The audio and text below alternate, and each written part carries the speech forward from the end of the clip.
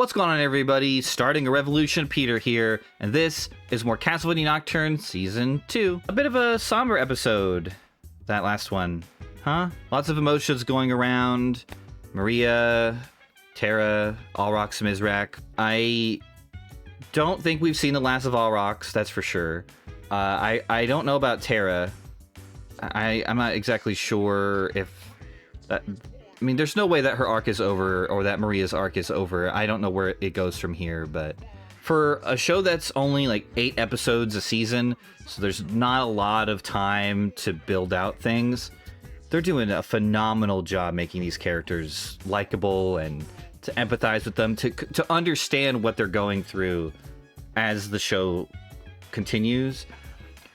There are shows that have seasons and seasons that don't do character development as well as this show has in 5 episodes. It's bonkers. We've kind of hit our low and now we're going back up, or I guess the low was kind of at the beginning of the season, but for this season we've kind of hit our low point and we're going back up. I don't know what I'm doing with my hands, and I'm gonna live with that for the rest of my life. Edouard is rallying night creatures. Alucard is rallying the people of Paris. I'm really excited to see. We're finally going to be diving into Annette stuff, it seems. I don't know what Old Man Coyote's thing is, or Mephistopheles' role in this is, if he has a role, or if it was just with the abbot. Maybe it'll be a thing. We'll see like a little hint of it later. No clue. Anyway, this is episode 6, Ancestors. Let's get to it. Work! Oh, it's Dark Dog.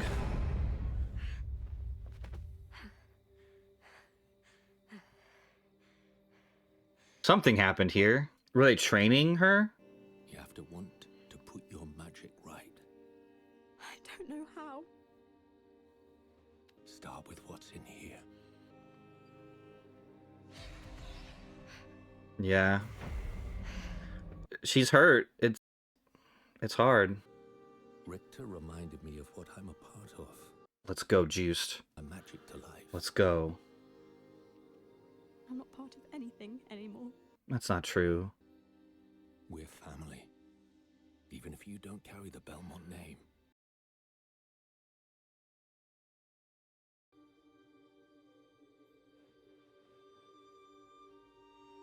The music in this, every moment is perfect with what they do with the music.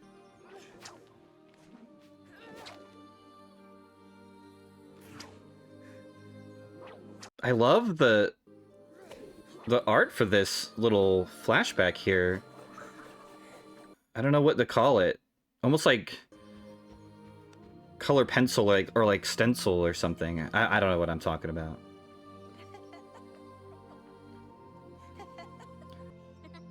That's more like Maria is in the game, I think.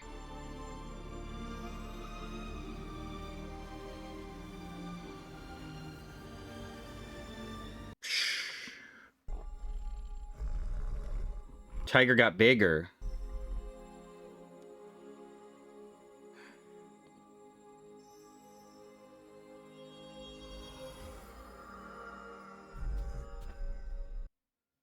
Did it? Oh yeah, it did.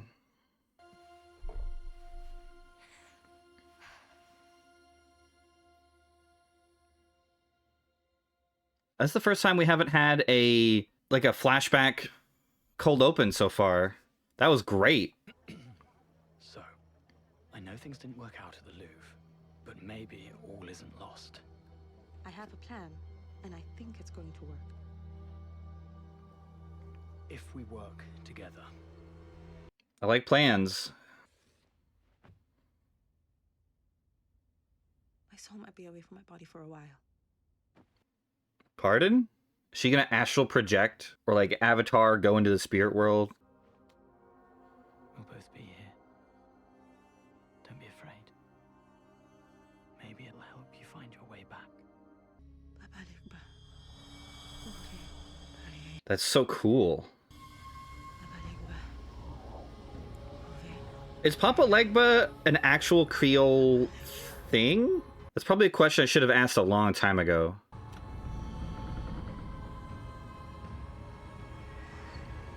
That's so sick.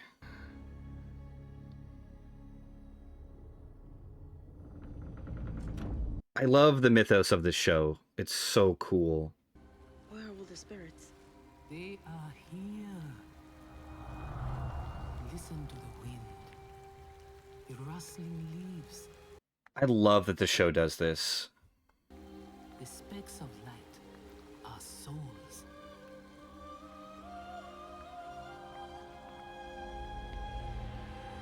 Damn. Damn. I'm not as useless as you think I am. I never said useless. Sometimes careless. Oh, excuse me for not having 300 years to perfect the art of war. 9 generations later and sarcasm still runs in the Belmont blood. Hell yeah, it does. Ever would be proud. I don't need some distant relative's pride. My mother He said Trevor. He mentioned Trevor. Your mother and I never met. But when you've lived as long as I have, you start to understand. We're all part of the same story somehow. My sweet baby girl. I miss you, Mum. Because I left you with everything that you need. Look at the woman warrior you are becoming.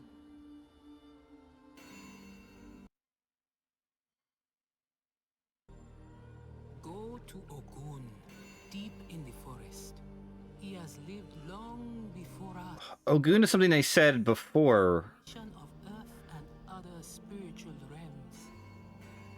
He will guide you to Sehkmet. The Iwa of Ogun, that's what they said in the first season, right? Erzsebet is already winning if you doubt your power.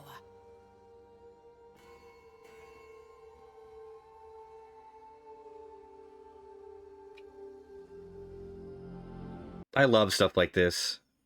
It gets me every time. I always fall for hopeful and uplifting it every single time. Night and day are much the same to me. Thanks to my lineage. Thanks to how Would you attractive I change am. it if you could? Being Dracula's son. Oh, God.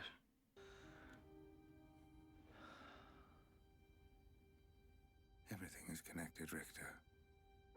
I can't remove one name from my story without erasing others. Talk about it, guys. In Japan, I learned that family is not only made by blood. Ancestors and their offspring are linked together by a shared bond. Hold up, he went to Japan? For centuries, I've been fighting to save humanity with a Belmont by my side. Isn't that a family too?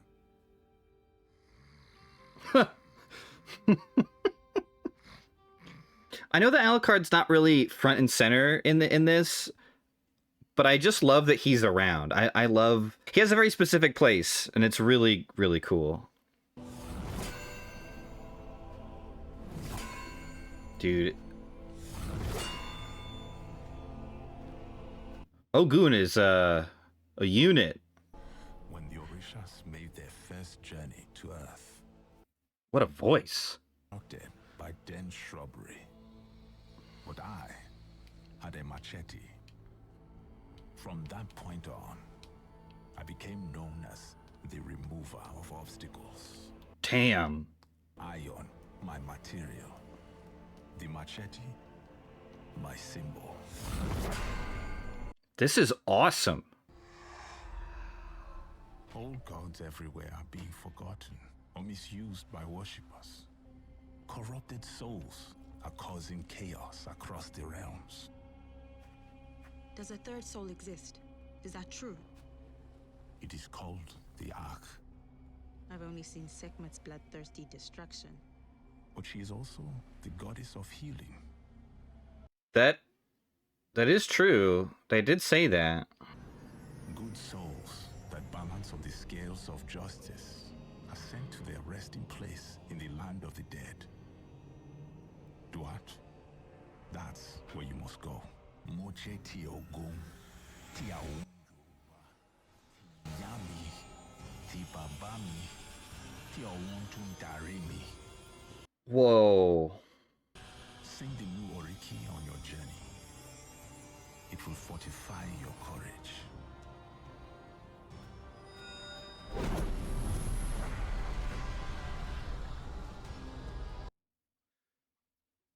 This is the coolest shit I've ever seen in my entire life. Tell her what? I'm pretty sure she loves you too. My man. Oh, did she say something? Yes. Yes, she confessed it when we were braiding each other's hair and talking about you. She laughs at your jokes.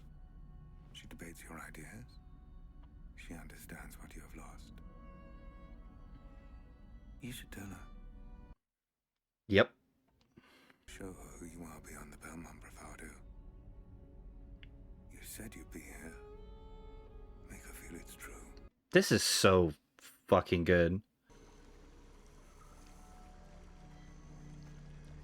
Is this in a different art style? It's a little hard to tell.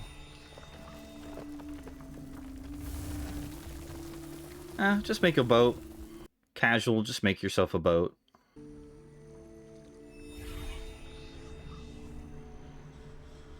I just love how mysterious, how mystic it feels. Ew. Is this the mission you envisioned for your army, Captain? No. So is she just going to like be full power all the time after this? Ew. Goddess, return, stronger than ever before. Orbs warbling. It's a good onomatopoeia. Warbling.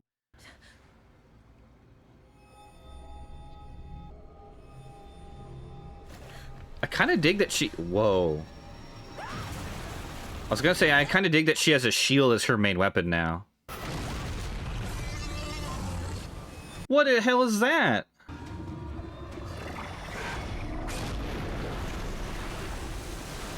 Oh. Oh. Is it like, what is that thing called? Sobek? I'm here. I'm here. You can do this. Tell her. Tell her.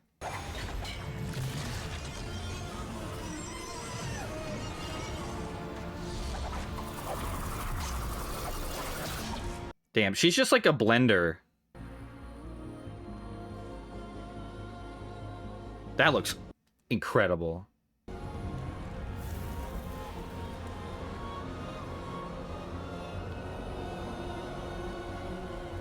Dude, I love the, like, imagery. It's out of this world. I mean, it's literally out of this world. Look at that.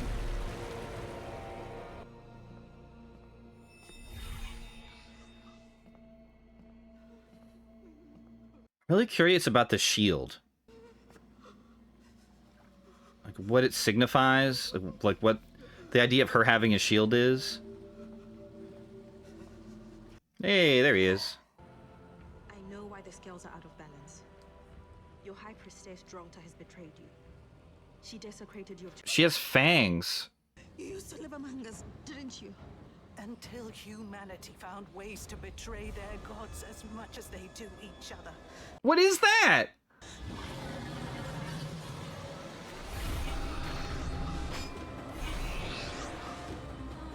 My soul will need a worthy vessel. Oh, is she gonna go into a net?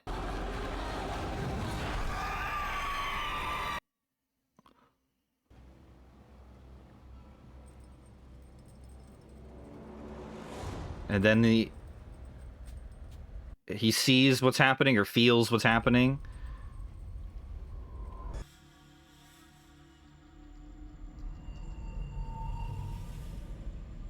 Nope. Did you find it? Did you find Sehkmet's third soul?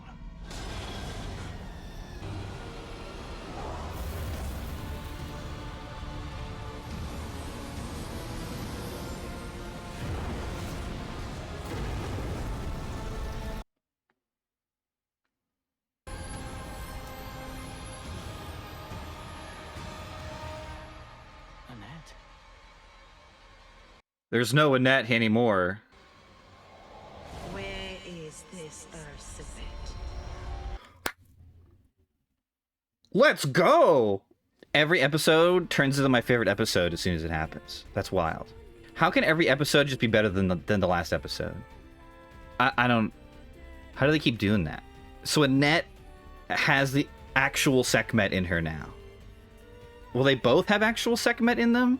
What does that mean? So Drolta kind of lost her way in the Sehkmet stuff, I guess is what we're gathering here.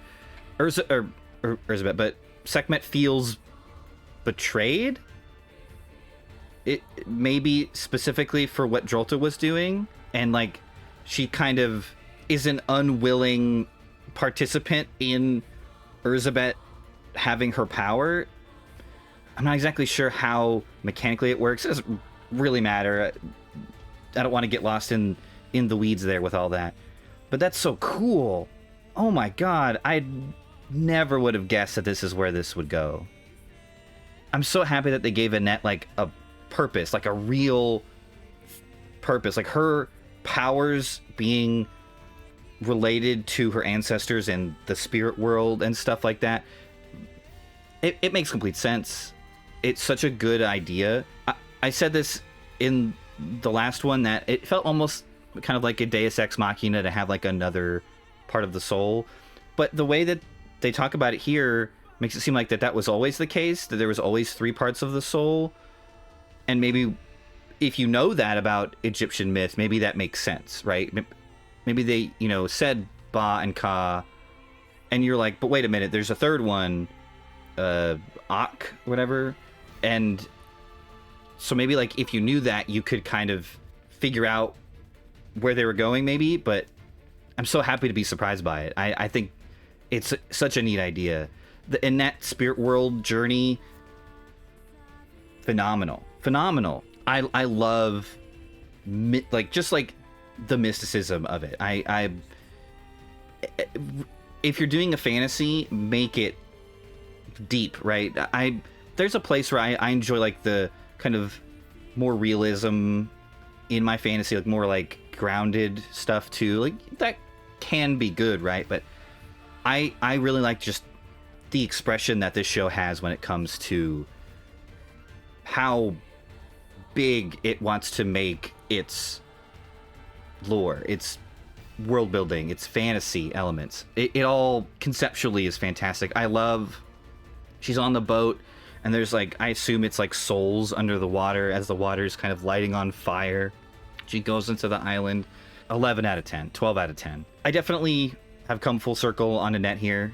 She didn't really have a place in this season. It felt a little awkward, but they really just made it work. In like a couple episodes, just made her entire role in the story incredible. Don't get the shield thing. Maybe it's a thing that'll happen later. I didn't really get that. Maybe again, that's mythology that I'm not super familiar with as to why Ogun would give her a shield. They definitely said Iwa of Ogun in the first season. Like when she first goes there, I think it's when she first goes there in the last season, like they say that like we're in the Iwa of Ogun.